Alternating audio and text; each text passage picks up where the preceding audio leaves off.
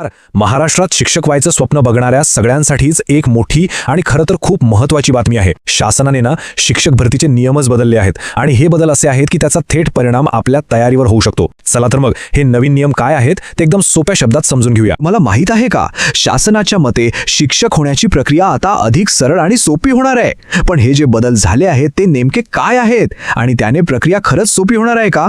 चला बघूया। सगळ्यात आधी हे बदल का केले गेले यामागचं कारण शोधूया।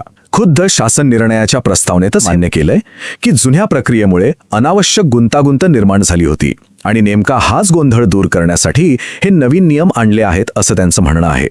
तर यातला सगळ्यात पहिला आणि सगळ्यात महत्त्वाचा बदल आहे तो म्हणजे शिक्षक अभियोग्यता व बुद्धिमत्ता चाचणी, म्हणजेच आपल्या टॅट परीक्षेच्या गुणांच्या व्हॅलिडिटीबद्दल। आधीची सिस्टम कशी होती आठवतंय? एकदा टॅट दिली की झालं, तिचे गुण तुम्ही पुढच्या कितीही भरत्यांसाठी वापरू शकत होता। पण आता तसं नाहीये।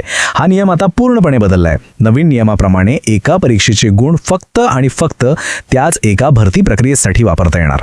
म्हणजे सरळ सरळ हिशोब, एक परीक्षा एक संधी।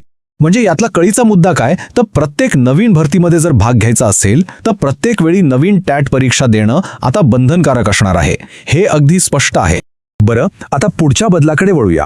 हा बदल आहे अर्ज करण्याच्या प्रक्रियेशी आणि शाळांच्या पसंतीक्रमांशी संबंधित। इथेही एक मोठा बदल झालाय। आधी कसं होतं, उमेदवारांना पूर्ण स्वातंत्र्य होतं। ते पात्र असलेल्या कितीही शाळांसाठी, अगदी शेकडो शाळांसाठीही पसंतीक्रम देऊ शकत होते, म्हणजे त्यावर कोणतीही मर्यादा नव्हती। पण आता तसं नाही। आता यावर एक स्पष्ट मर्यादा आणली आहे। नवीन नियमानुसार मुलाखतीशिवायच्या पदांसाठी जास्तीत जास्त 50 आणि मुलाखतीसह पदांसाठी वेगळे 50 पसंतीक्रम देता येतील।